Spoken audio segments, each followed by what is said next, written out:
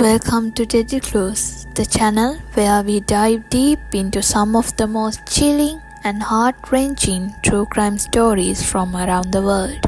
Today, we are uncovering the horrifying event of 22nd of July 2011, Norway's darkest day.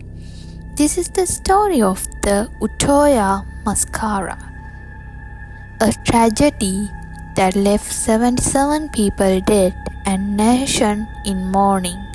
On July 22, 2011, Norway was forever changed. What began as peaceful summer day turned into a nightmare when Anders Behring Breivik, a far-right extremist, unleashed a devastating attack in two stages: a bombing in Oslo and the mass shooting at Utøya Island. The two attacks left 77 people dead, most of them teenagers attending a summer camp. This story is a haunting reminder of the devastating consequences of hate and extremists. Today, we will break down the timeline, Breivik's motive, and the lasting impact of this tragic event. The first attack happened at 3:25 p.m.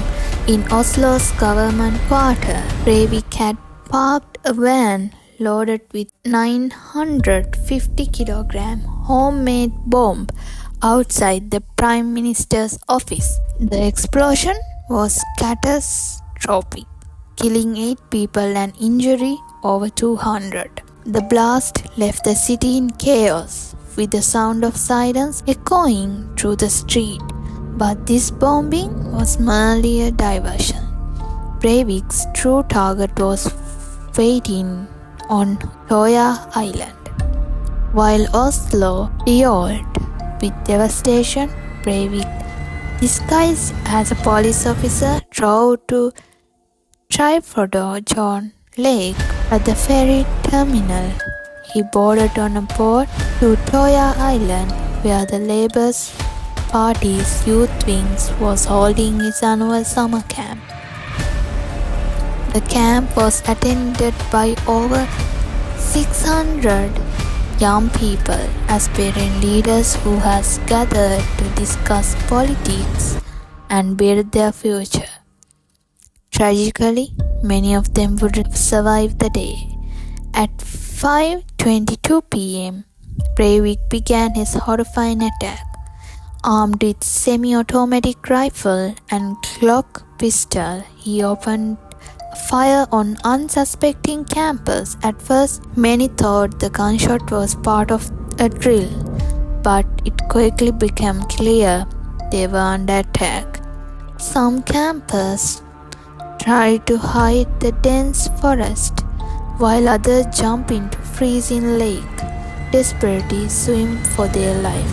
Breivik hunted them down methodically, showing no mercy. By the time police arrived at 6:34 p.m., 69 people had been killed on the island, including 33 teenagers under the age of 80.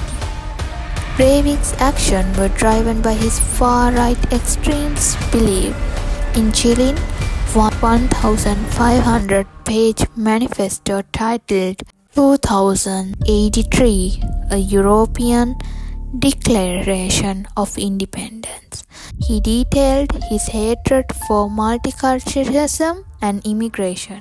He blamed the Labour Party for promoting policies that he believed were destroying Norwegian culture. Breivik saw himself as a soldier in an ideological war, but his action left nothing but grief and devastation.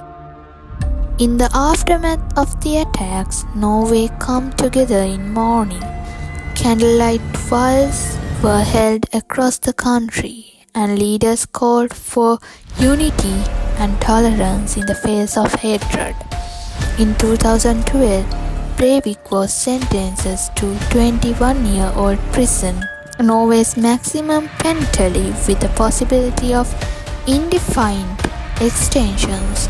Throughout the trial, he showed no remorse.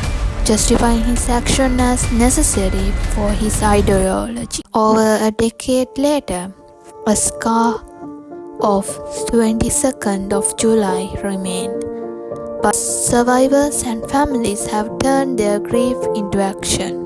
They continue to fight against extremists and promote message of love, tolerance and unity. The Utøya Massacre is a haunting reminder of what unchecked hatred can lead to. By remembering the victims, we ensure their stories are never forgotten and their legacy inspires us to build a better, more compassionate world. Thank you for watching this episode of Deadly Clues. If this story moved you, please leave a like and share your thoughts in the comments. Don't forget to subscribe the channel for more in-depth explorations of true crimes cases like this. Until next time, stay curious, stay compassionate, and always seek the truth.